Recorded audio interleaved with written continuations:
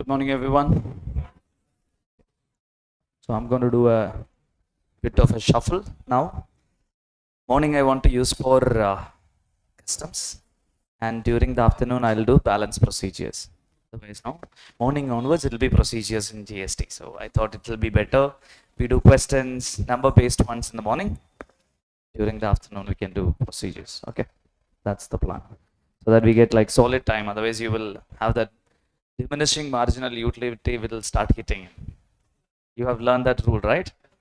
So the customs will become the last ice cream that you are having. So it will taste less. So we wanted to do that properly. So I'll do this way. So generally, in every batch, it happens like that. No, when we reach at the customs, their battery would have been less. They'll be like, okay, looking at customs, okay, lesser. We don't want that, so we'll do customs little early so that it will be still staying with you with full clarity. So I'll tell you the important areas that we're going to cover in customs. So we will be discussing the basics of customs for sure. So that includes levy and exemption. We'll discuss type of duties. We'll go detail in valuation, export and import valuation, and export and import valuation for that matter is a short examination question. See, it's very easy to pick and choose what questions would come. Okay, we can actually say what questions would come in each of the area.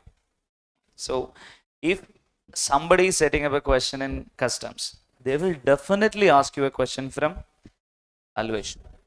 That's like 100%. There's nothing like there is no question. There's no such scenario. There is definitely a question from custom that's sure going to be there. So our objective is that in valuation alone, I will also give you additional questions because I wanted you to have familiarity for 100% type of the questions, so that like they'll not ask anything more than that. So you're sorted with it. Okay. So that's one additional point that we will look at. Then, in terms of if they're picking up the questions, you think about it like so. It's a 70-30 scenario. One question that they will allocate for foreign trade policy, right? Like one of those schemes that is there in foreign trade policy will be tested. Okay, that's like 5 mark is gone for that. Now they have like an kitty of 25 marks that is there with them. So in that they will ask, say probably 5 to 6 marks will actually come from the MCQ part of it. Like, you know, wherever you have that MCQ with explanation, that kind of a question would come. So there's like another 20 marks that is left out from other areas. So what are the areas that they can test on? Okay, so they'll test you on there will be generally a question that happens on, I said like valuation is very important. Likewise, you have on the very basic levy, you have questions which will be on rate of exchange,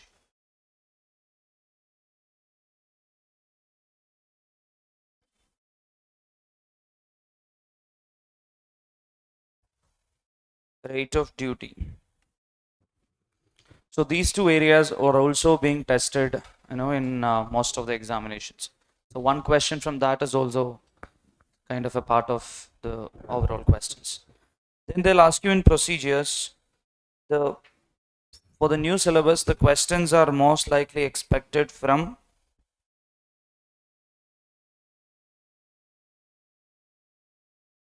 baggage rules. What will be the taxes that is applicable? There are a few exemptions that is given on baggage and all that. Okay, so that rule, updated rule, are something that they're going to ask you questions from. Then there could be a theory question that can come from warehousing. Warehousing will have a theory question. This is like the expected set of questions.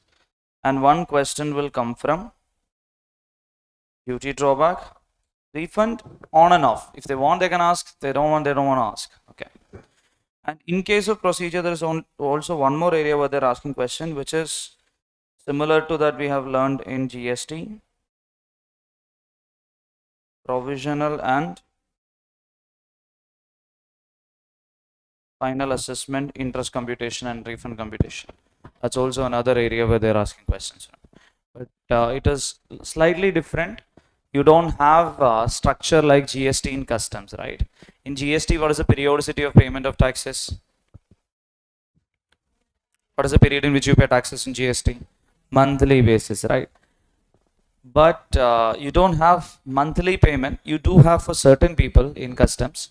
Otherwise, you don't have a structure wherein you make a monthly payment. In customs, you always talk about two type of taxes. One is export duty, another one is import duty. And where do we have maximum duty applicable? Import. So all of these procedures, all of these discussion, and most of the questions will touch upon what? Imports only. Okay, export will be a very small discussion for us to have. And customs is absolutely very easy to understand. At the same time, if you're not understanding with clarity, it will stay a little ahead of you always. Okay. So you'll have to have logical understanding, see the procedures first. We'll absolutely not look at the procedures and we'll look at the problems. But unless you understand procedures, no, you will not be able to make logical conclusion on the provision. You might have to just by heart and then go. Okay. So my order of doing this particular, this is your entire syllabus in terms of this. So only this much is there, but we will have to cover each of them, and precisely we will have to look at questions from each of these areas, how it can come. If you look at valuation as such, absolutely you can have 20-30 questions right across coming from valuation. So we might have to spend then one full day in terms of doing a lot of questions and then getting full clarity on both of these valuation provision.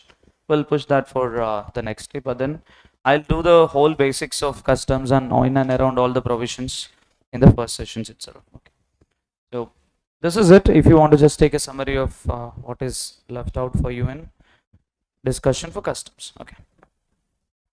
But a lot of those discussion I'll just draw it back.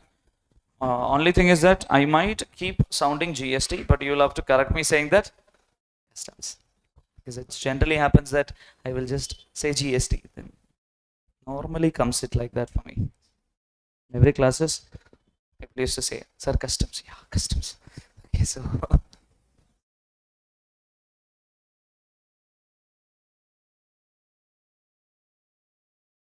All right, so whenever I say GST by mistake for denoting the taxes, that's when you should say that, okay? Okay, we will look at the charging sections. We will, like I told you yesterday, that no, I will show you some pictures to understand all of this. Okay, so we'll start with that after we look at the very basic understanding of the act. So Customs Act 1962, it has charging section 12. Okay. What is the taxable event for customs? That's the first question that we are trying to address. What was the taxable event in case of GST? Supply, right? Likewise, what is the taxable event? And all of these wordings are important, and from this only they have drawn the whole sections. So if you look at the Customs Act, no, it's compared to GST, it's really old. So you absolutely have n number of case laws that is available in customs. You have so many case laws that's available in customs. So a lot of understanding can be coming out of the case laws as well here. But looking forward, you don't have so much of that kind of provisions inside, so that's a good part. So Customs Act 1962, charging section is section 12, and it says what is a taxable event for customs? It is goods imported into or exported from India. Now there are few understanding that we need to make out of this. Number one would be, it is only talking about goods. It absolutely talks only about goods. So when you're saying that goods imported into India and exported from India, it talks about two taxes. One is when goods are coming into India, I will have import duty. The same customs tax will be called as import duty. When these goods are exported from India, I would call it as export duty. It's a very logical, easy understanding that we have. Now, we need to define goods here as well. right? I'll tell you the reason. Okay. Say a flight came from Dubai, so an Emirates flight came from Dubai to India. Is it considered to be import of flight to India? It's goods. I'm asking you an absolute relevant question, right? Isn't that goods? As per your GST understanding, every movable property is considered to be goods. So this is also goods, right? What about that? Okay, so we will have to look at what do you mean by goods? Okay. Now, it includes vessels, aircraft, and vehicles, stores, baggages, currencies, negotiable instrument, and any other kind of mobile property. It gives you an absolute wider definition. So if you apply this definition, whether this aircraft also is considered to be goods? Yes. But do you have to pay taxes? No, because you don't clear it out of the custom station. The reason is that suppose Indigo Airlines decides to buy a new aircraft from Russia. Now that aircraft also, will that aircraft come in a bus? No, right? It will come by flying only, right? So that aircraft is also coming by flying. Now, isn't that import of aircraft into India? Yes, it has to be, right? Suppose a merchant navy company is buying a new ship from outside India. They're buying a new ship. How that ship will come? By sailing only it will come. Now, can I say that no, I did not import into India? No, I have imported. Are you understanding? So they said your vessel, aircraft, vehicles, all of them are also considered to be goods. Only when they are imported into India, we have defined how do you mark the activity of import and export. Then stores is another another example of what is going to be imported into India. Yeah. What do you mean by stores? Suppose the crew inside the vessel aircraft, which means if it's aircraft, generally if there is a passenger aircraft, there will be air hostess, the pilots and everyone. Okay, there will be items that needs to be carried. Similarly, when you look at a merchant ship, the flights will generally travel faster. You can always refuel and refill the stores into the aircraft from each and every airport. But for the ship that starts from here, taking the Mediterranean Sea and then going to Europe, can we expect that in the middle of the sea the store goes over? What do you mean by stores? The items that is required inside the ship for the cruise. Whatever is the crew that is running this particular ship, whatever is the store that is required for them will be called as the stores inside the vehicle or inside the vessel or inside the aircraft. Okay, so if they are going to Mediterranean Sea, the ship starts from here, will it reach in 4 hours? It will not. It might take a month also sometimes to sail and then go slowly. So generally the ships would take absolutely some time to actually cover the distance. If that's the case, okay, I might have a lot of stores that is stored inside. Suppose this ship is coming from the crew is okay. So is the crew is coming from Europe. Okay, so suppose the people who are working inside the ship, there is something called as merchant navy. You heard of this term? Merchant navy. There's a lot of merchant ship because the largest mode of transport available for importing is through which mode? Through sea, because that is the cheapest option available. Okay, takes the least of fuel to transport. Flights are the costliest option in which you can do import and export. Okay, so the stores are a common part of any vessel or aircraft. Suppose there's a vessel that is coming from Europe, that is Germany, to Vizag, and the crew inside this merchant navy might have a lot of items got into the vessel as stores. Might be food items, might be something that needs to be used by them during this journey. Once it reached Vizag, there was some items that was unused. So what this crew member did is that he took the stores to his home. He bought some items at stores, some chocolates, some cosmetics, some perfumes, and things like that. A lot of them. He said like, okay, I'm absolutely gonna use it inside the aircraft or the vessel. No, it was unused, so I took it home from Vizag. This merchant navy guy is working in in a merchant navy in Vizag, and his house is in Guntur. He took it home. Would that be considered to be import of certain item to India? Yes, it should be. Otherwise, people will not do any import. They will have a tie-up with the crew members.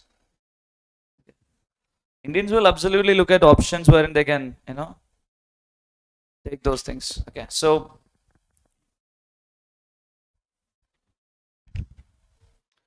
goods includes vessel, aircraft, vehicle, stores, baggages. What do you mean by baggages? Bags. So it's just the baggages that you are carrying while you're traveling. Okay. Say you went to do a trip in Dubai. While you're coming back, you will buy a lot of perfumes. Yeah, different bottles, different items. Okay, so people buy all that and they come back. Okay. They buy electronics because gadgets are a little less pricey. So for example, iPhones, right? Everybody who's traveling abroad will bring iPhones. And all Apple product, people, I think for people in Andhra, it's easier to get it from people from US. A lot of them there, right? So I've heard that the airports are all flooded with people traveling to US. Okay, all study abroad programs. Okay, so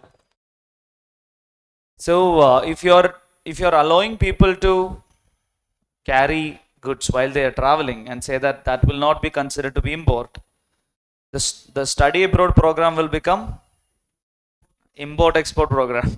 So people will take from here Swagruha, pickle and then go there, and in return they will bring iPhones and stuff like that. So that will start happening. So there is baggage rules, but first and foremost thing that you need to understand is whatever you carry in your bag while you're traveling is also considered to be goods. So if you buy something from US and bring that particular item back to India while you're traveling as your baggage, as a part of your luggage or as a part of your cabin baggage, both. Okay, what the difference in flying, we use these two terms, right? Luggage means whatever that you put it on the flight, you don't carry while you're flying, but the flight carries it. So you basically give it to the bag counter, they will take it to your flight. There's one more thing called as check-in baggage, which it would be your backpack that you carry in your flight with you itself. Okay, so after you get down on the flights, what do? Because your all baggage discussion has to be flight related, because people don't generally use ship to travel abroad, right? Like very limited people, like Greta Thunberg. You heard of this girl called Greta Thunberg? She's a climate activist in Sweden. Okay, so it's like a school kid who did some strike saying that there is climate change happening and we are all gonna die. We should do something, and became like a superstar. Won so many awards and stuff like that. And that little girl is having absolutely all the luxury now, saying that I will not contribute to climate change. And flights are one of the largest carbon emission, and she decides that she'll only travel in ship. So wherever she wants to go, one ship goes with her. So she's now a superstar. Okay, anyway.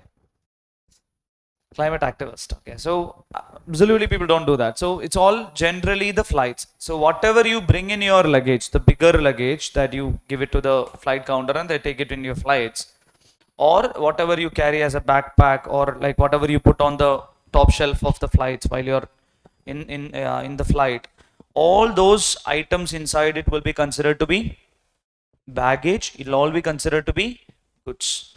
That is why you have a separate rule called as baggage rules to study. What is that baggage rule says? It gives you some relaxation. Okay, I'll let you bring one mobile phone without paying taxes.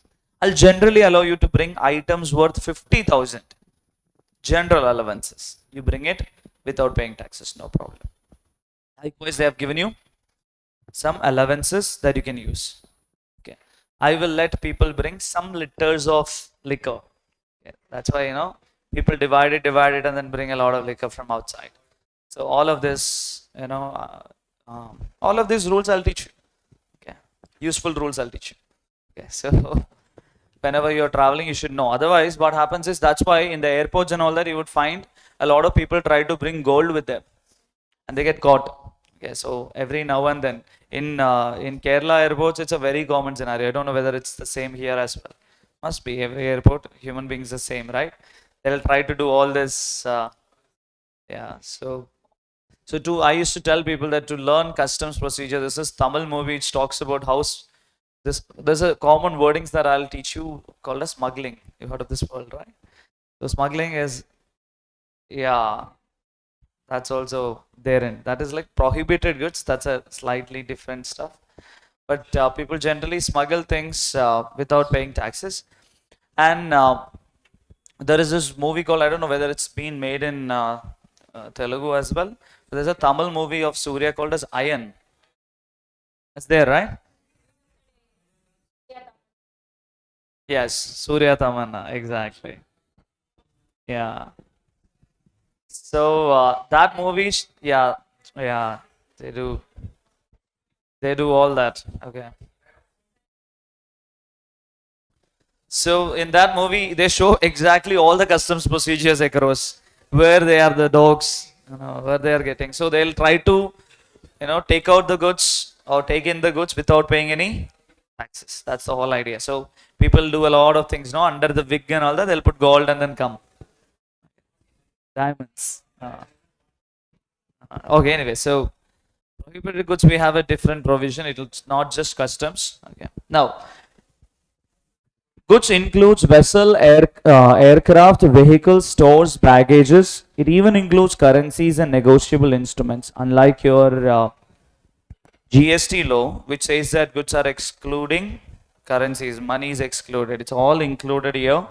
All kind of movable properties other than this are also included. Understanding?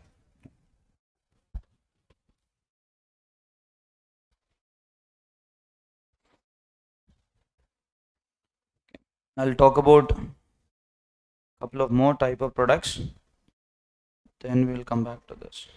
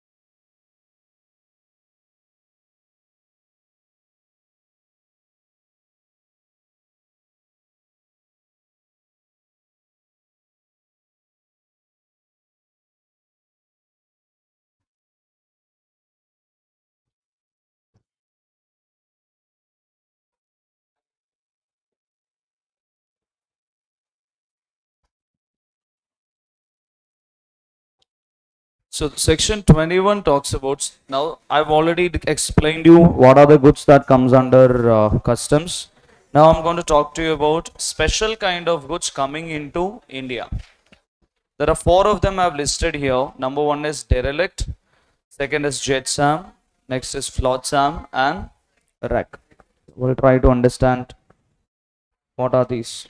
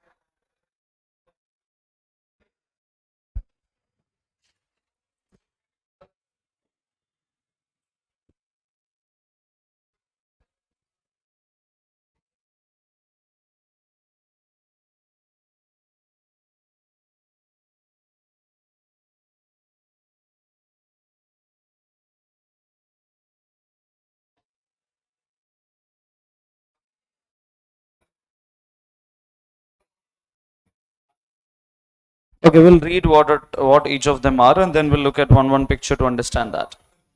So derelict means the cargo abandoned with no hope of recovery. Jetsam means the goods jettisoned to save the ship. Then flotsam means those jettisoned goods which are floating inside the sea. Wreck means cargo or vessel which are wrecked and cast ashore by tidal after the shipwreck. All of these are considered as goods brought into India.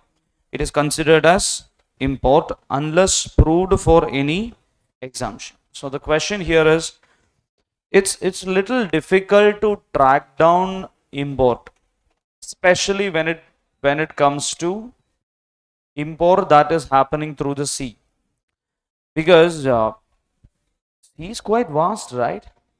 People can basically take the product inside the country using, there is there is nothing like, say, for airport you cannot really like fly and then come to any part and then land on the rock and all that. You need a proper base to do that.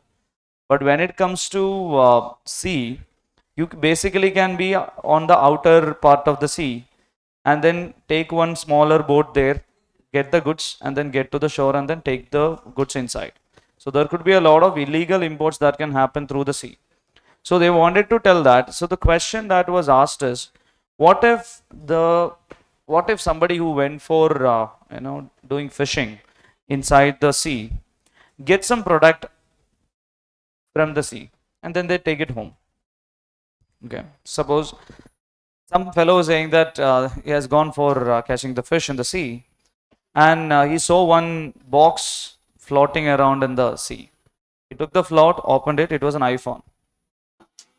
Okay, he took it home. Would that be considered to be import of iPhone into India? The answer is yes. Otherwise that could be an arrangement. Okay. The ship could go, throw the iPhones, waterproof, like all wrapped up, and he'll pick it up from there and say that it's import, no?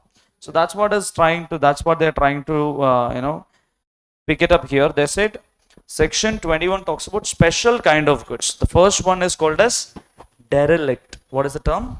Derelict. Derelict is nothing but cargo abandoned with no hope of recovery. So whatever that you find from the sea, which whenever the ship was going, they lost it into the sea. Suppose there was the sea was rough. Okay, so that's a term that these that's the term that these fellows use, no, in navy and all that. The sea was rough, which means that there is heavy tides and then heavy wind, and the ship was like all rollicking across. So there's a chance that some of the cargoes could fall down. That could be that can happen. Normally that can happen. So one cargo fell down and they had no hope of recovery. It was in a cargo boxes. It went down. But while this fellow went and then tried to catch the fish, he threw the fishing net. In the net, he gets all these product. Okay. So these product he will bring it to the shore. Will he take it to the from there? Okay, I got the product and let me go directly to the port. Take a turn. Will the shipping board will go to the port and say that I want to import? No, he will take it home. So it is supposed to be said that if he gets something like this, he was supposed to inform the nearest custom station and inform that I have got this particular product, and you are supposed to pay the import duty. That is the provision that they have kept. So they do it as different, but is that an import as per the law? Yes. So they said derelict, that the cargo that is abandoned with no hope of recovery is considered as goods and goods brought into India. Now the second one, jetsam. What is jetsam? Goods jettisoned to save her. Okay, save the ship. Okay, so ship is generally, yeah. So the goods will be thrown out to save the ship. Why? Weight. The weight is really high. That the might be the ship is having some kind of a leak somewhere. So the water gets inside. It can actually sink the entire ship. So the correct measure is that whatever is the heavyweight items inside the ship, except for people, they will throw everything else. Okay. So because of that, that product could be floating across. Then if it's floating across, it will be called as flotsam. Okay. If it is inside the sea, under the sea probably, and it is thrown out of the ship to save the ship, then that will be called as jetsam. So all this jetsam, flotsam, all of this happen to be coming into. See, it can even naturally come to the shore, right? Like because of the tides, these product can actually eventually find its way. Okay. So if I don't call these as imports, this could also be a method, right? Throw it out, yeah, with a proper motor in the side of it, and remote control through the beach. The importer sits in the beach, the product comes there. Okay, all of this can be planned. So they said even if it is jettisoned, even if the goods are floating across, all of these are considered to be imported into India unless there is an exemption that is given. Wreck, the whole ship got broken, like Titanic. Okay, and somebody found some, all of these movies are there, no, where they find some kind of a treasure inside, wrecked ship. That will be called as wreck. So whatever ship or cargo or vessel that is cast ashore by the tidal after the shipwreck, if the ship was broken and then lost, okay, and something comes to the shore, to the beaches, that will also be considered to be what? Import. So this is the additional items that can be called as. So this can be an MCQ kind of a question for you.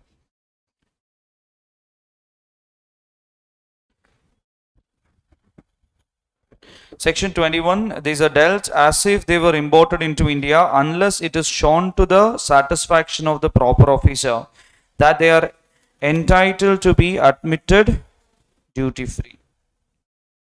I've told you about derelict. Okay.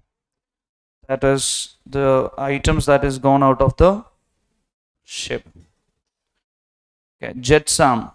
Okay, so this is the ship. To save the ship, they have thrown one container out. See, this is the container that they have thrown out.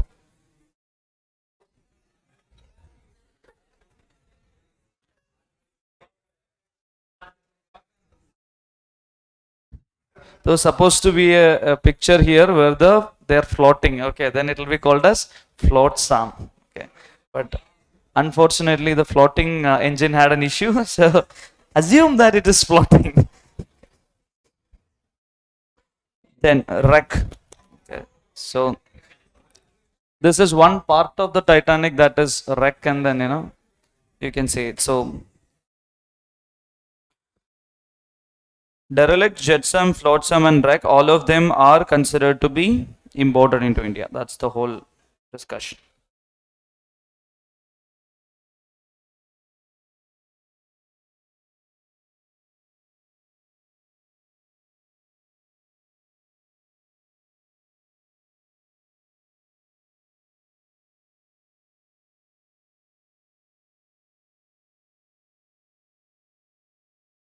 Now let's read the taxable event for the clarification. I told you what was the taxable event for customs? Section 12 says goods imported into India or exported from India to outside India. Okay, so the taxable event would be goods imported into India or exported from India to outside India. Now, the question is that what is the event at which they have to pay taxes? What do you mean by imported into India? At what point they'll have to pay taxes? What do you mean by border then?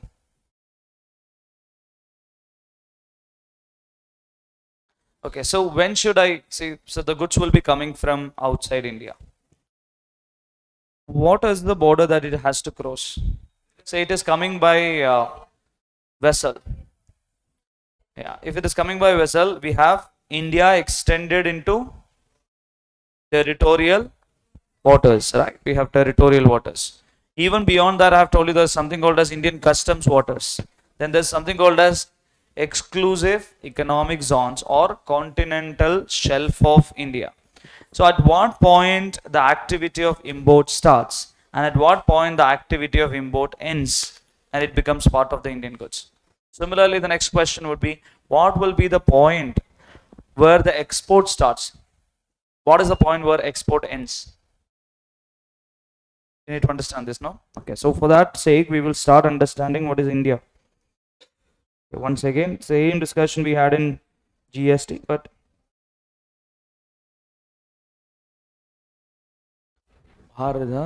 is that done?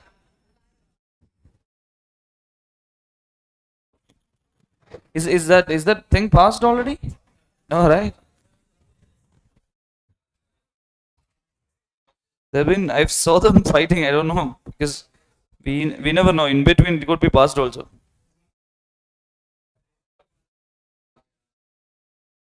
What?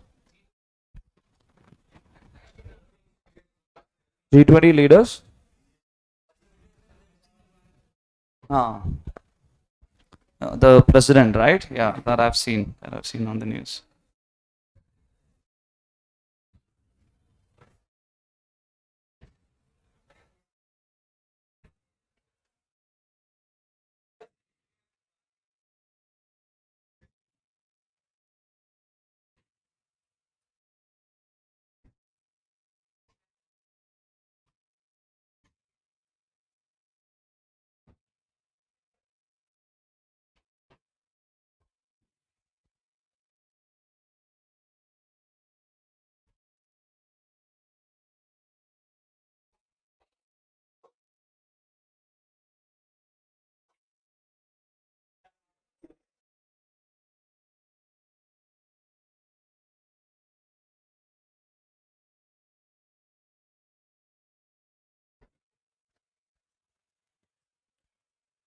Are you able to see this?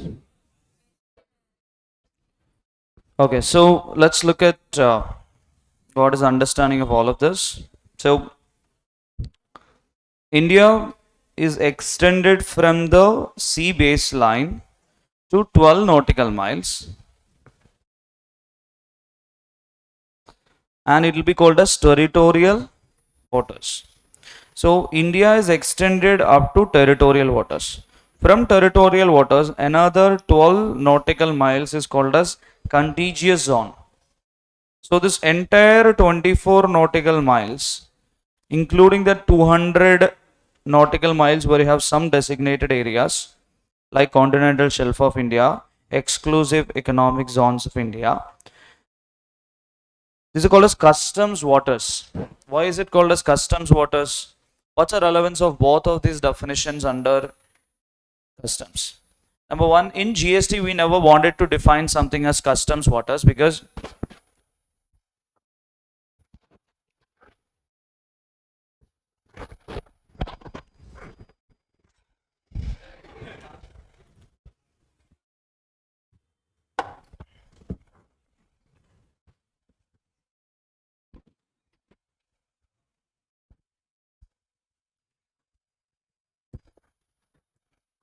not plus. Okay, so 12 nautical miles will be naturally part of the country, but in customs a large part of activity happens inside the sea. So they said I wanted to watch beyond 12 nautical miles, so I should have some kind of a control and powers beyond 12 nautical miles, so that I can actually watch out if there is any illegal import that is happening into India. So they said they should get some power to stop a ship, inspect that particular ship, arrest a person if they are found to be having some kind of an illegal activity there. So they said like they want to extend these powers to 24 nautical miles. Now, the whole definition of Indian customs waters is relevant for extra powers just in customs. So we don't have that kind of a definition in GST. GST, India ends at 12 nautical miles unless it is a case of exclusive economic zone or continental shelf of India. You can see here, in case of beyond 24 nautical miles, you can have exclusive economic zones with sovereign rights for exploring, exploiting, conserving, managing living and non-living resources of water column and underlying continental shelf. So continental shelf means whatever land base which has a lot of minerals which can also be utilized by the country. So this can extend up to 200 nautical miles. To 200 nautical miles, the continental shelf inherits sovereign rights for exploring, exploiting non-living resources of seabed and subsoil plus sedentary species.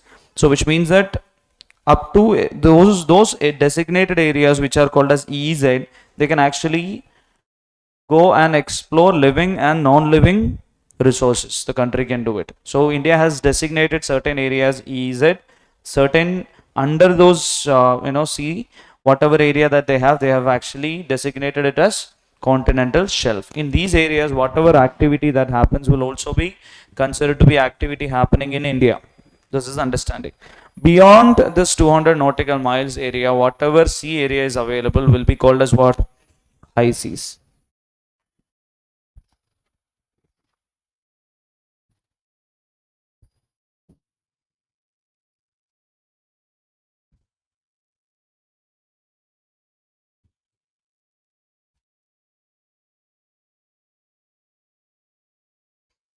Now let's read this particular provision. It says import will commence when the goods cross territorial waters, but continues and is completed when they become part of mass goods within the country. Hence, the taxable event for import is when goods reach customs barriers and bill of entry for home consumption is filed.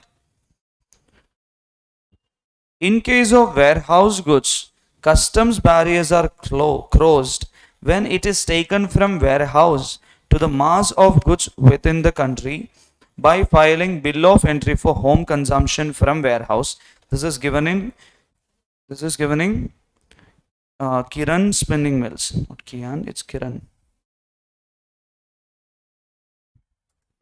And Garden Silk Mill case and Kiran spinning mills case are two landmark judgment that gives you clarity on taxable event in customs. Okay. Then in terms of export of goods is complete when goods cross territorial waters of India. So here the understanding is that I'll read once again to get the whole discussion started. You will get full clarity only when you know the procedures once again. Okay. Now, import will commence. When is that import is commencing?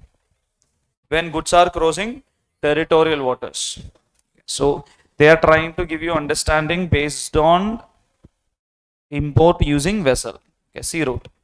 So they're saying that import, the activity of import commences when goods cross territorial waters, but continues and is completed. So import starts, it says that import starts when goods cross territorial waters. It is completed only when they become part of Indian goods. So the question is, once I import from China and I cross all the customs barriers and it became part of Indian goods, then will it have any kind of special identification as imported goods? No. So it stops. The goods in customs will be stopped as identified as imported goods the moment it crosses the custom barriers and become part of Indian goods. So an iPhone that is imported in customs, we will still say imported lifelong, but in customs, the moment you cross, pay taxes and take it back as the part of goods in India, will customs go back and identify that product afterwards? No. So it becomes part of India, it's over. The whole customs implication is over. Now in that cases, what is the time that I should pay import duty? That is given in these two cases. Taxable event, hence the taxable event for import is when goods reach customs barriers, when it reaches the customs barriers. And what is filed? Bill of entry for home consumption is filed. In case of who will be filing bill of entry? Importer. I've told you yesterday that the moment you hear this term called bill associated with importer or exporter. In case of warehoused goods, what do you mean by warehoused goods?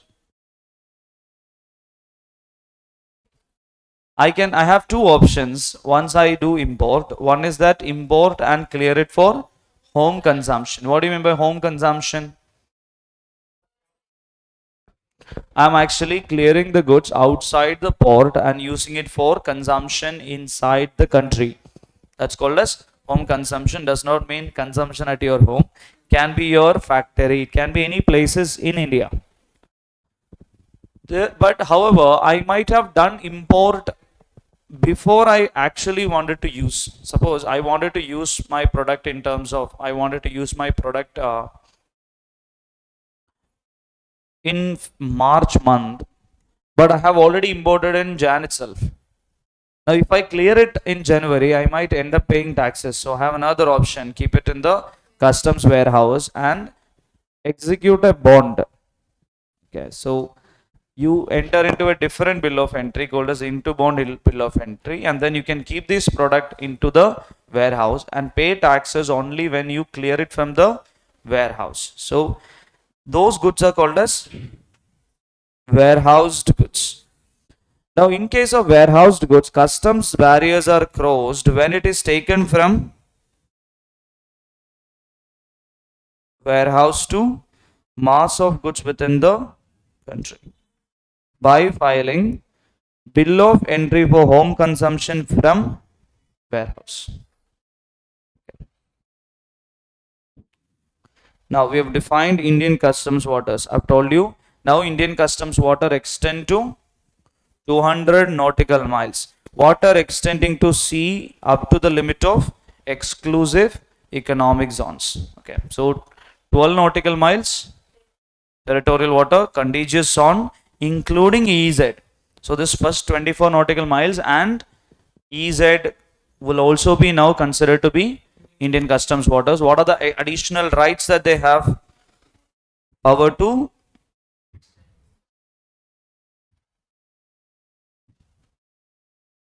additional rights are available. They have power to go search, inspect, arrest. All that right will be available there.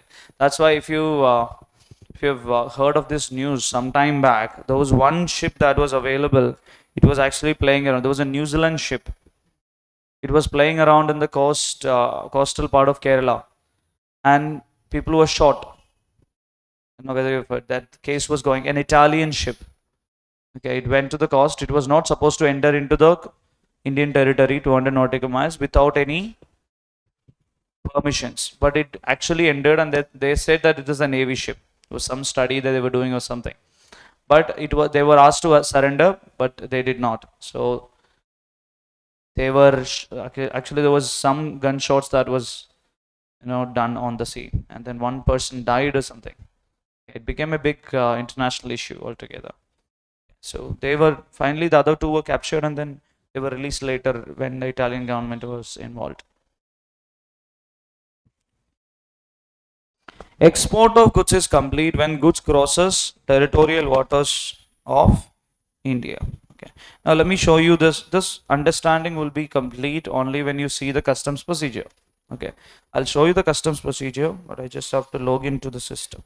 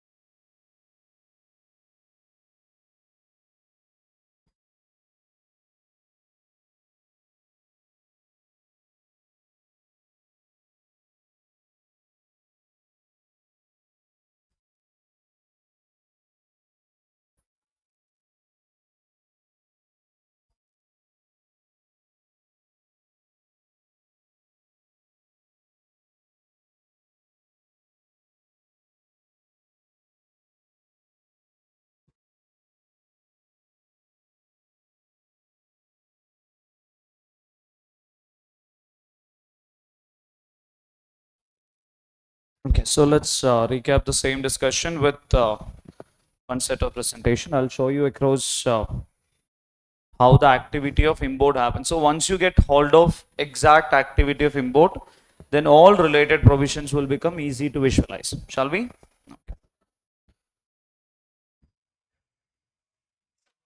So we're going to discuss about three things here. What is a levy, what is assessment, and what is the collection of duty or taxes.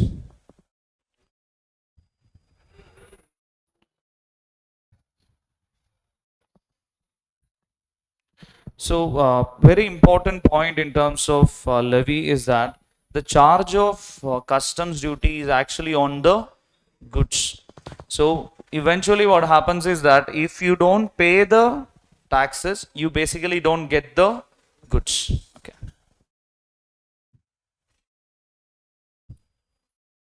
So the taxable event for import and export. For import, what it is? It commences when they cross territorial waters, and it is complete when they become part of the mass of goods within the country. For export, it commences when shipping bill is filed. And taxable event is goods crossing the territorial waters.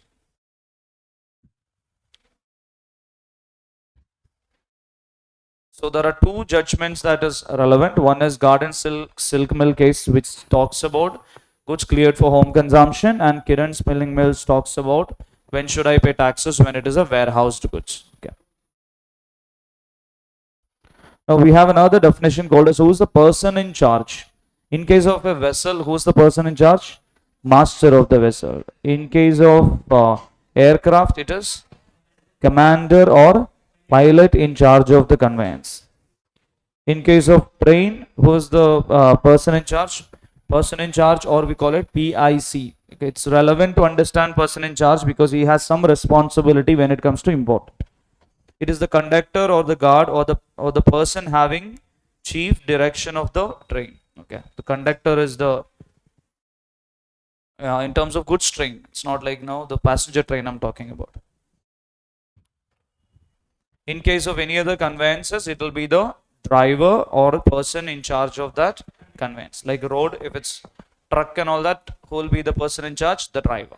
Okay, so it is vessel, the master. In case of aircraft, the pilot. And in case of train, the conductor. And in case of road, driver.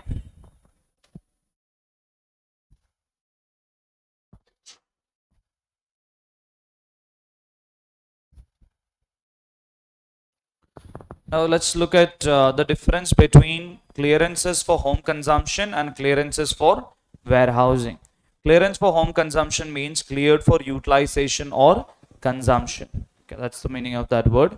Clearances for warehousing means deposited in the warehouse and cleared later. For doing this, they need to execute a bond. For what? Why would they execute a bond? They are giving a commitment that they will pay taxes wherever required. Okay, so they're saying that I will let you not pay taxes now, but you should commit to me that you will take this product and then pay taxes at some point, right? So they'll ask you to execute the bond for 2 times, 3 times of the value. Okay.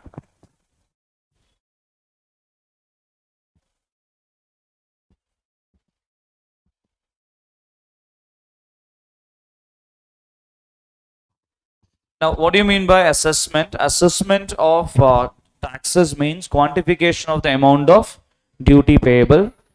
It involves determination of quantity and value of the consignment. When it comes to customs, it becomes very important to do the assessment. That is where all the provisions are lying around. And what is the reason why assessment becomes super important compared to GST? Because if you look at customs, every import needs to be checked by the officer. But if you look at the provisions of GST, it is all self-assessment, right? But customs does not have that activity of self-assessment without any checking. There's self-assessment because I am the one who's filing the bill of entry. But after that, it needs to be verified by the officer. So there is always a process that goes around in terms of checking whether it is correct. And the biggest issue that happens in customs is that people would do under-reporting. Okay, say there is umpteen number of product. You remember like 5,000 plus subheadings. HSN code, I've told you that there's 5,000 plus subheadings. So there is lakhs of product that can be imported and exported. Now these products will have different taxes. Now what people will ideally do is that they will go ahead and then under-report. Okay, they'll say that if there is a product which is taxed at 20%, they will declare this item as a product at a lower rate and they will try to import it. If they are importing a value of 1 crore, they'll try to declare it as value for 10 lakh. So there's always a process of assessment that has to happen to check whether they have paid the taxes correctly or not. To do this particular assessment, there should be proper rate to be found out. Okay, so look at the third point, determination of proper tariff classification for goods. What is the relevance of tariff classification? They're trying to identify what will be the rate of taxes. Okay, so there could be a lot of product, and biggest litigation that happens in customs is on the tariff classification. So for example, right now we have an export restriction that is available for rice. They had this export restriction for a specific type of rice. They said like your white rices, basmati rices cannot be exported. What they did, they all exported the basmati rices by calling it as some other rice. In the tag they will put some other rice name and export it. Are they like checking basmati, cook it and see? No, right? So it's very difficult to identify this. So tariff classification is where they will be taking a longer time. People will always do this. It's a very common scenario that, say for example, say avocado has a different type of avocados, right? Okay, there's this product called avocado. So it's a fruit. So avocados mostly being sold from Canada and US and other countries. Now I'm importing this. Suppose avocado from US has a different rate compared to avocado from Europe. Say if the Europe avocado is lower rate, the US avocado will be written as Europe avocado and then imported. Okay, so likewise, apple from Kashmir has a different rate, and normal apple, as you can see, that different type of apple. Even in chili, there will be different type of chili with different rates. Okay, so they will all try to change the tariff classification. So that is where the largest litigation comes out, and it is never going to go off. There will always be some kind of a some kind of dispute that keep going on. Okay, because it's a judgmental area. Now, in case of assessment, it involves, look at the fourth point on the screen, what it says, fourth point, determination of appropriate rate of duty after considering various exemptions, abatements, and remissions. Okay. It also involves determining the rate. Because you have a lot of activity that happens in the process of import or export, it is important to understand what will be the date in which they have to pick the rate. Yeah. So if you look at, we had, in case of GST, we had this provision called as time of supply. You remember? And time of supply gives you this understanding. Okay, you look at on this particular time of supply, what is the rate of taxes that is prevailing? You apply that particular rate. If the rate changes, time of supply provisions gives you an understanding to pick old rate or new rate, right? In case of customs, you have so many activities happening. The product started 1 month back, reached here after 1 month, the consignment. By the time it is opening, the rate is different. Now, what rate should I apply? There must be some kind of a mechanism to be fixed. And another problem is that in GST, all the transactions, most of them, unless it's export, it's all happening in Indian rupee. 1 lakh rupees is the value of supply. Then I will pay GST rate, I'll apply this rate. The process of assessment, I'm telling you, the process of assessment is what? If the 1 lakh is the value, I'll apply GST rate on this 1 lakh. But in case of customs, transaction will happen in what currency? I have customs rate.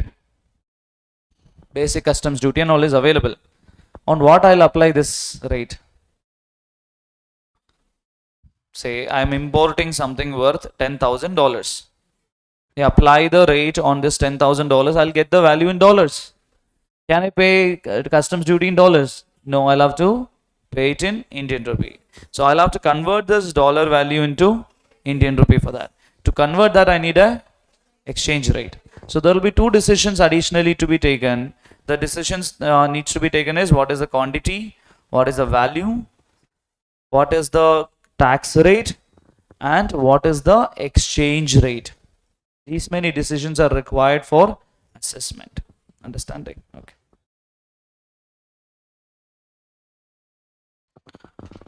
Also, to understand whether tax has to be paid at what time, we should also know whether you're clearing the goods for home consumption or you're depositing it in a warehouse.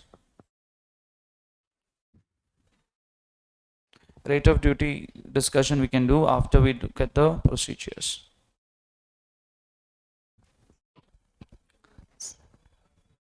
Now Adipurish movie. Okay, so let's look at the customs procedure. Okay, once you get the understanding on these procedures, okay, I'm going to use import as an example. We can easily replicate and understand the same thing in case of export also. It will be just the opposite. We can like visualize the whole thing. Okay, so I'll tell you the import procedure by activity to activity. Once you understand that, it will be very easy for you to fix things onto each of these activity. Okay, so all related to this. Okay, this is the primary understanding you need to have.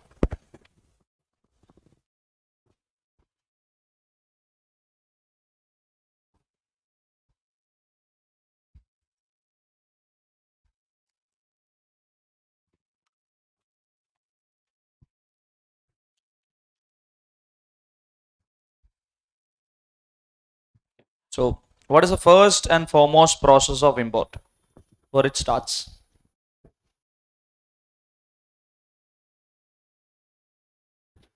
So the ship has to come into the country. Okay, that's why. So before this also there's an activity. What is it? You have to give an order, right? There should be an importer in India wanting to import some product. He thinks about importing. That's just like preamble of the story. All this happens and only the ship comes, right? So the importer in India. Suppose the importer happened to be what's your name? Yeah. Your name only, man. Your name only. Tarun. Tarun. Ah. Okay, so suppose Tarun is the person who is importing goods into India. Okay, so Tarun wants to start a trading business. So Tarun decides to go approach a Chinese manufacturer.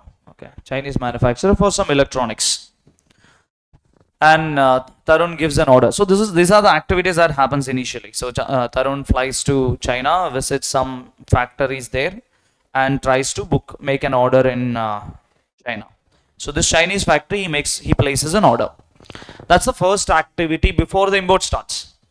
Now they negotiate on the rate of product. Okay.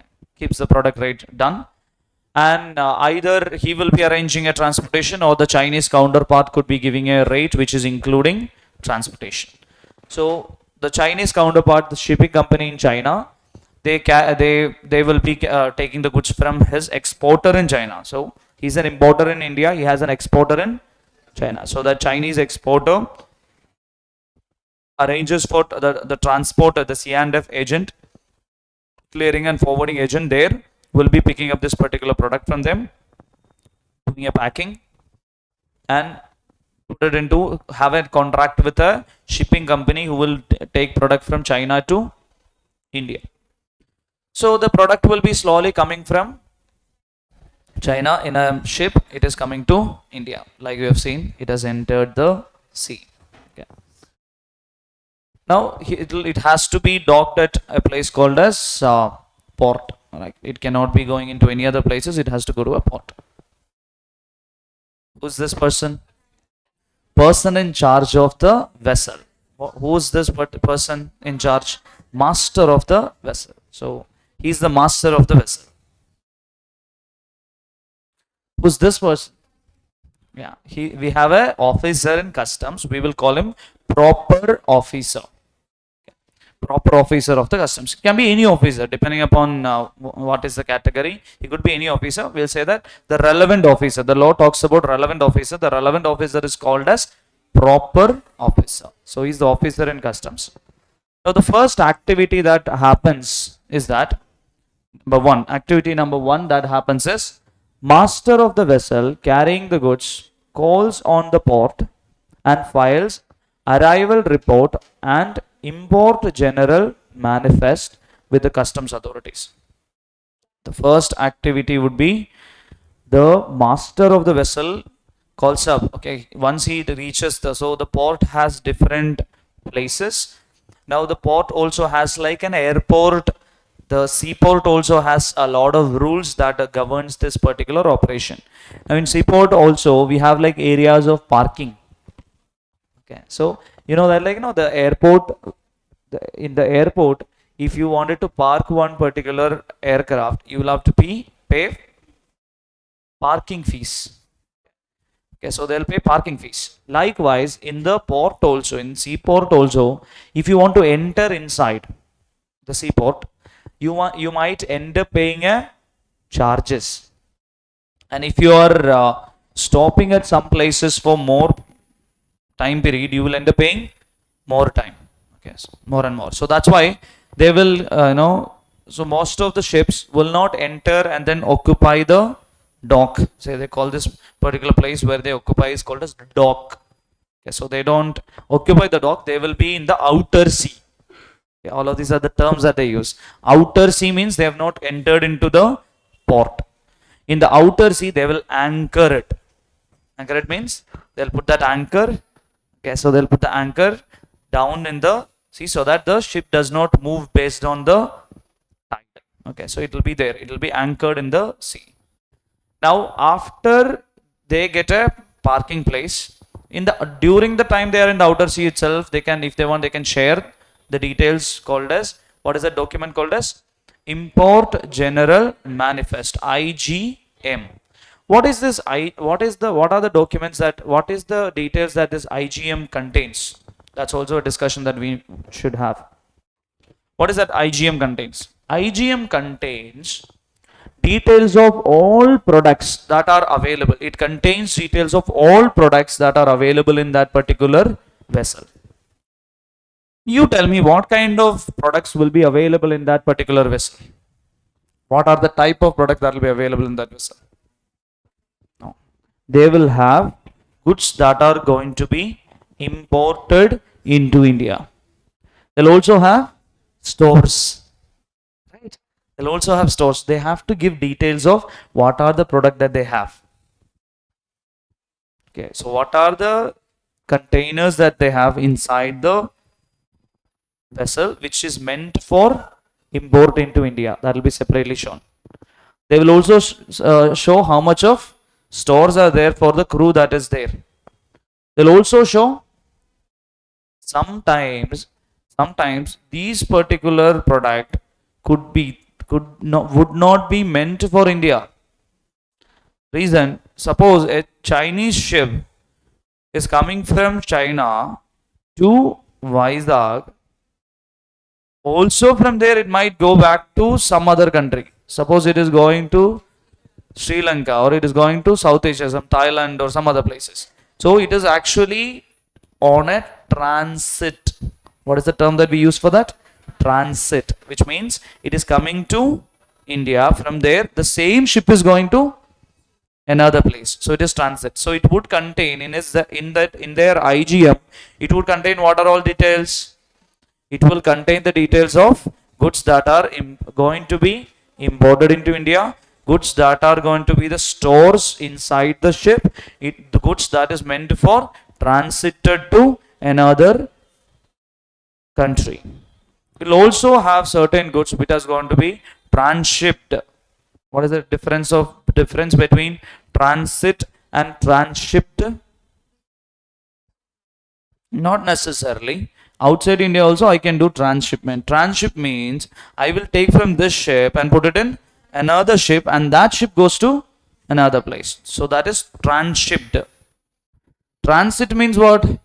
The same ship itself will go to another place. Okay, so goods that could be meant for transshipped will be there, transit will be there, stores will be there, goods going to be imported into India will be there. All these details has to be given. Why? Because the officer will give the permission for them to enter into the dock only after verifying this. What if this ship is containing RDX bomb inside it? Is it that all come inside? Will they say that? No, they'll say that I need to know what are the details that is available for all the goods that is available, that is coming from in your ship. All that details has to be there. They'll check whether there is any prohibited goods. Okay, so all those things they will verify. So the entire ship's details will be given by person in charge to the officer. What happens next? Next activity is in the end of whom?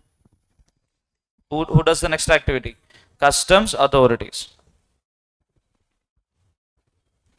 What is that the customs authorities does? Custom authorities check the documents and grant entry inwards to the vessel. It's a very important date in our customs. A lot of areas we will use this particular date. There is something called as entry inwards that is given. So generally, like if you go to a mall, you will get a parking ticket. Understanding? You get a parking ticket. Likewise, this ship will be given a particular number. I'm telling you the actual procedure that happens. It makes a lot of sense when I'm reading all other provision. I'll say date of entry, inward, bill of entry, whichever is. You should understand what exactly that means, where it happens. Okay, so I will be giving them a parking ticket, like a ticket which contains a number, and say that when you get this number, it means that you're now going to get a entry inwards, and you can go and park your vessel in that particular place. Understanding?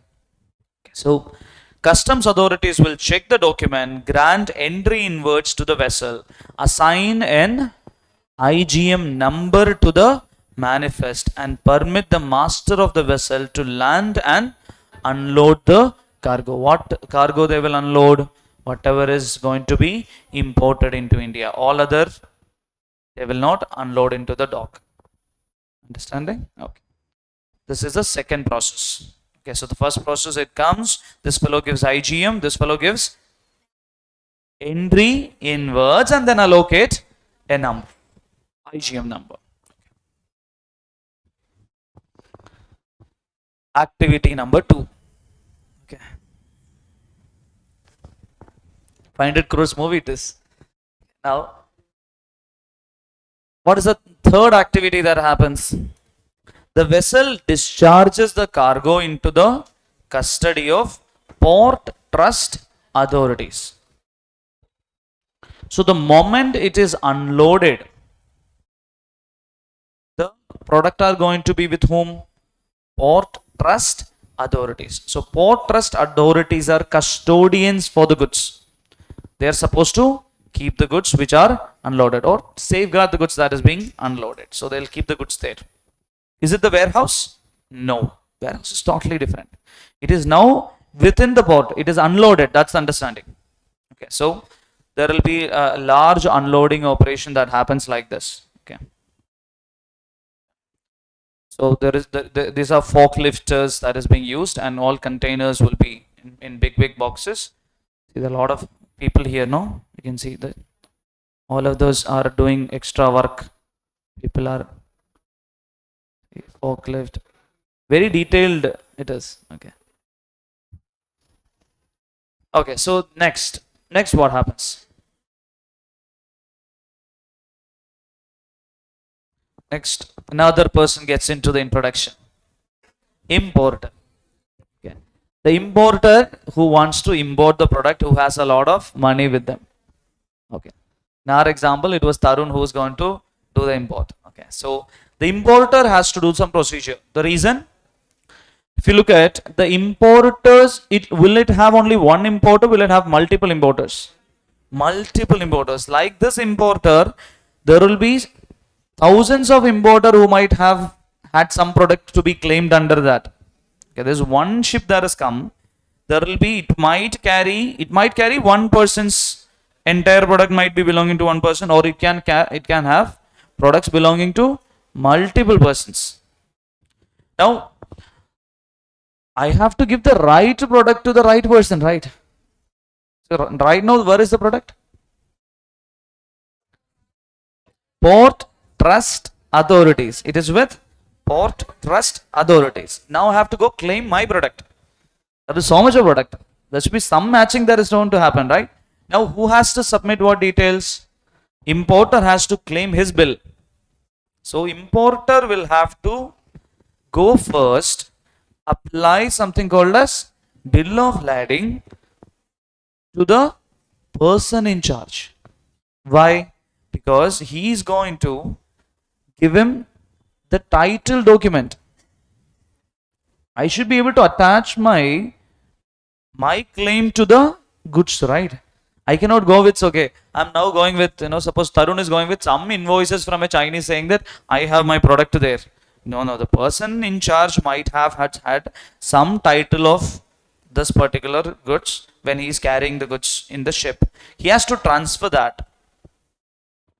So while you make an order from a Chinese exporter, you will be getting the Chinese exporter. What is the activity that the Chinese exporter does? Chinese exporter gives the goods to the shipping company. Also, he will be sending by courier a document called as bill of lading, or we call it sometimes an invoice. Bill of lading is a document that will be together with invoices that will be given to the importer by the exporter in the other country. Understanding? Now, this importer will give, have you heard of this term called bill of lading, a document? Yeah. So this bill of lading will be given by the importer to the person in charge, and person in charge will be sending them delivery order saying that your product is already delivered. Okay, go get the product. So together with this particular delivery order, now importer, after getting the delivery order or before getting the delivery order, can file this document to post trust authorities or the proper officer called as bill of entry. Understanding? Now this activity is at the end of importer. Now this bill of entry will contain the details of the product that is imported by this particular importer. Now, how will the customs authorities check this? They will check. They already know the product, right? Where did they get the information of the product? They got the information of the product from IGM. They will cross-check the details of this bill of entry with the details of the product from IGM. If they match this particular item, they'll say that, okay, now you can start thinking about paying taxes. The bill of entry is then processed by appraising department to decide upon tariff classification and valuation. So at the time of filing bill of entry, I should know what is the value. At the time of filing bill of entry, I should know the value. So to understand the value, I should know what rate.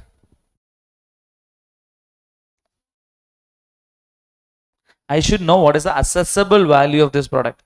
I should know. Assessable value does not require rate. Rate is required to compute what is taxes. What is the assessable value? For that I require only exchange rate. So at the time of bill of entry, I should know my exchange rate so that I can compute what is the Indian rupee value of my import. Because all my invoices will contain what? Dollars or whatever foreign currency I'm importing in. That will be there. Now I have to convert that. Okay. And I will also start looking for tariff classification. Which classification? What is the rate of the duty that I have to pick? Then customs authorities may physically verify the goods for the purpose of classification and valuation. If they think that there is a chance that this might be a wrong classification, what they can do? Open the container and then actually see the sample to check whether it is the actual product that they are putting it in the document or not. That's why in all your movies you would find them opening up, putting across, checking the product and all that. Okay.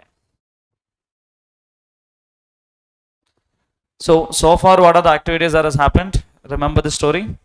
Where it started?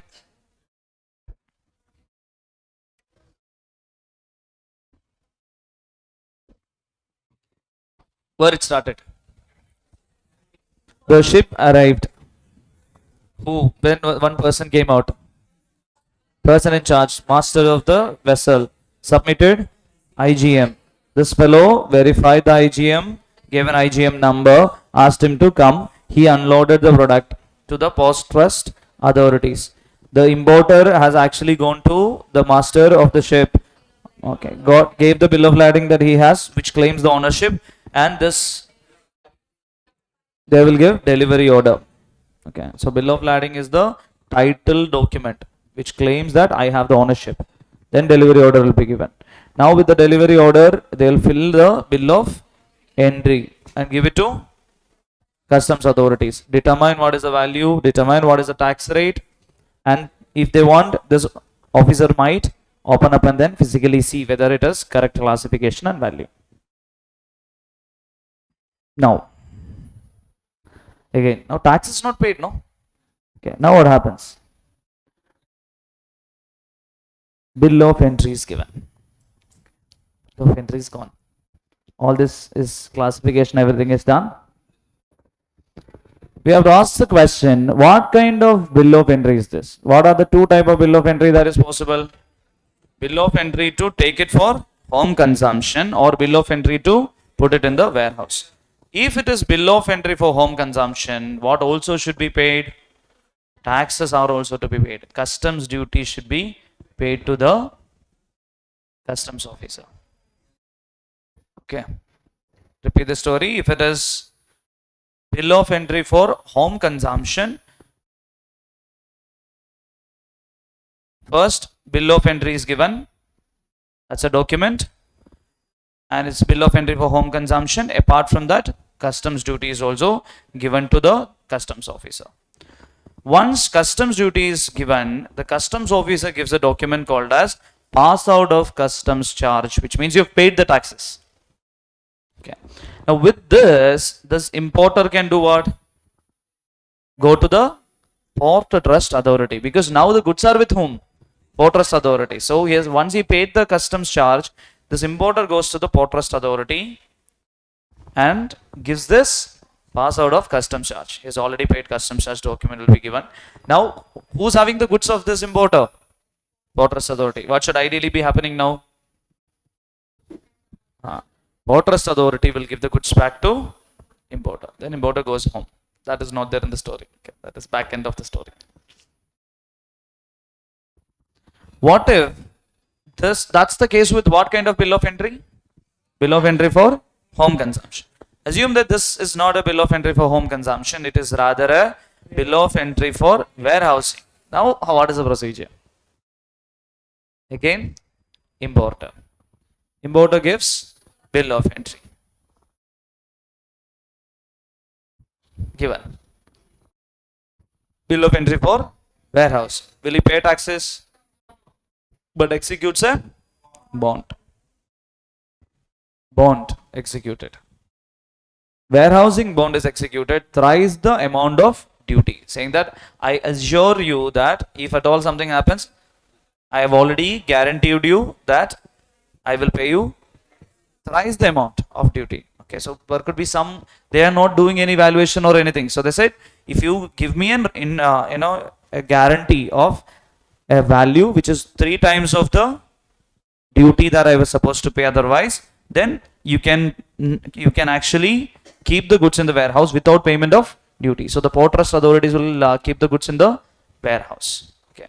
Once again, what is the procedure? Bill of entry is given, but if it's for warehousing, instead of giving customs duty in the earlier example, we have now given the bond. So thereby, this bill of entry is called as into bond bill of entry. What's the term that we use for this? Into bond. So we are entering into a bond. And once you pay the taxes and take the product, we call that bill of entry as ex bond bill of entry. What's the other term? Ex bond bill of entry. Earlier it used to have different color and all that when it was manually done, like physically done. Now it's all online, that you have DGFT portal where you can do all of this. Okay, it used to have different color. Okay, this, okay, yellow. You've learned that? It is not there now. That has gone long back. Okay. Old syllabus. Okay, no. Okay, so yeah, it used to have these kind of colors to differentiate it and all. Okay, now this is the activity that happens when you're actually doing warehousing. So getting into warehousing, that bond used to be called as into bond bill of entry. Once you pay taxes, you are getting out of this guarantee, so we will call it ex bond. Now what happens? The goods will go from port trust authorities to the warehouse. Okay.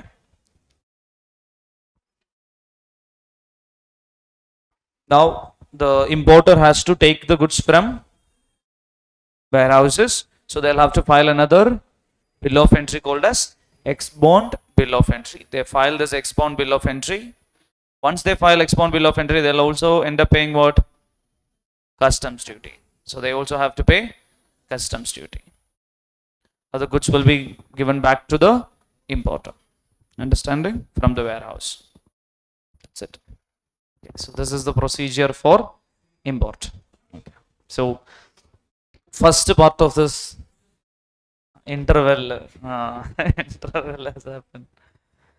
Okay, so Adipurish interval has now Ravan will come with juggling heads. The next part of the story. Anyway, so this is the import procedure. Now we can actually visualize what will be the export procedure also in the similar order. Okay. There are slight differences in terms of the procedure. Even in case of import, there are slight other areas that we need to understand. So for example, bill of entry in our example, when did we file? After the goods reached here, right? And they have given IGM and all that. Not like that. You can actually file it way before the goods have reached the port. They said like you have time, at least like you have to file within a period of 30 days prior to the goods reaching the port. Like so for example, if I have 30 more days to reach, what I can do? I can file 30 days prior to it. Can I file 45 days prior? No. 30 days prior I can do it. So from 30 days prior onwards, I can file the bill of entry. The reason is that they don't want to get the whole process delayed. Okay, so if they delay and all that, there you will of course delay in terms of getting the product out of the port also. So they've given some kind of thing. So you can even file. So can I file bill of entry even before goods arrive? Yes. So can bill of entry date be even before entry inwards date? Can bill of entry date by the importer be before grant of entry inwards for the ship by the customs authority? Yes, it can be. That can even be before. That has a relevance in one of those dates that we compute. That's why I'm asking you this question. Okay, so it can be even like up to 30 days prior to your product's arrival. You can do that. Now, what would be your export procedure then? What will be the export procedure in same fashion?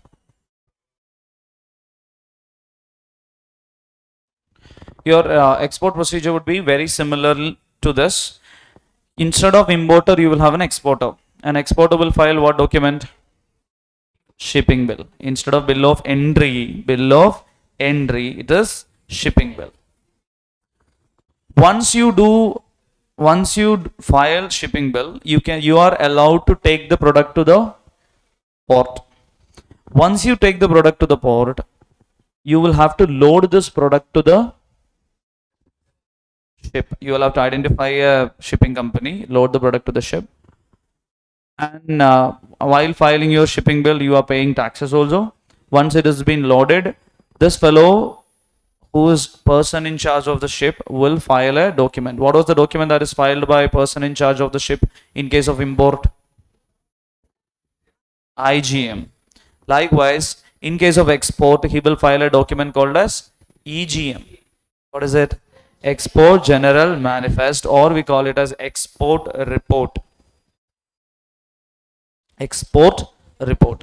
Once that is being filed, what is that the officer will do? Check all those, compare it with your shipping bill, and give a entry outwards. After that, the ship leaves the country. Understanding? So it's a very simpler procedure there. It's much simpler. Now I'll ask you the similar question. Can I file shipping bill after entry outwards? No. I should always file shipping bill before entry outwards. So what will be the last date there? Shipping bill or entry outwards? It will, which, what will be the last date? Whichever is later. No. Can I file shipping bill after? No. It always last date would be what? Entry outwards. In case of, and which will be the earlier date always? Shipping bill. Okay.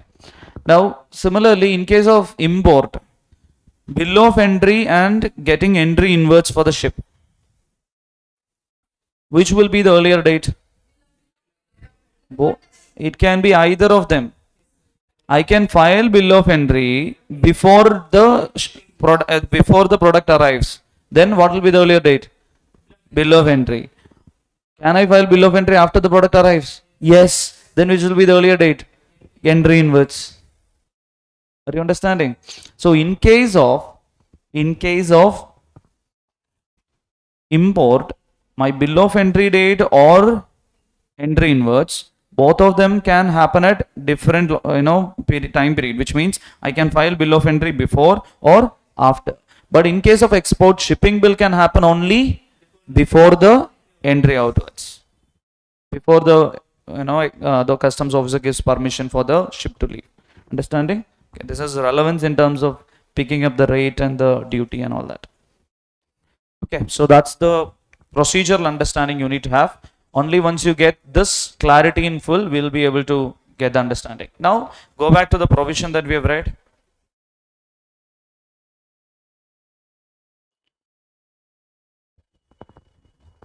What it says, what is the taxable event in case of import? There are questions, practical theory question they used to ask where they expect you to reproduce the same wordings for this. What is import? Import will commence when goods cross territorial waters but continues and is completed when they become part of the mass goods within the country. So what is a taxable event? In case of home consumption, what will be the taxable event? It will be the date of bill of entry for home consumption. But in case of warehousing, what will be the taxable event? What bill of entry? Into-bound bill of entry or ex-bound bill of entry? Ex-bound bill of entry, because you need to pay taxes only when you are taking the goods from the warehouse to home consumption. Understanding? So when you're crossing the custom barriers and filing bill of entry would be the exact taxable event for paying the taxes. So the activity of import will commence the moment goods crosses territorial waters. Suppose a goods crossed territorial water, but it sunk right after that. 12 nautical miles, 11. Did the import commence? Yes. But will they have to pay taxes? No, because it never crossed customs barriers. Understanding? Okay. Now, a ship is coming at 13 nautical miles. It sunk. Did the import itself commence? No. That will be the understanding. Okay. Now, in case of garden silk mill case, they said the taxable, the time in period in which you actually look at what is assessable value would be the time when you're filing bill of entry for home consumption. In case of Kiran spinning mills cases, they said, but however, if you warehouse the goods, custom barriers will be considered crossed when you're taking the goods only from warehouse to home consumption. So your tax payment needs to be done only when you cross it from warehouse to home consumption, ex-bound. Understanding? Similarly, for an export, when is export complete? Only when goods crosses territorial waters. Suppose you have exported goods 10 nautical miles, sunk. Then is export complete? No. You can get the whole duty, kind of refunded there. It crossed 12 at 15. Export was complete. Gone. Understanding? Okay. For the customs department, your exporting is done. With me? Okay. So this will be the impact of those provisions for customs. Okay. So exemptions is the next discussion, which we will do after we take our first break.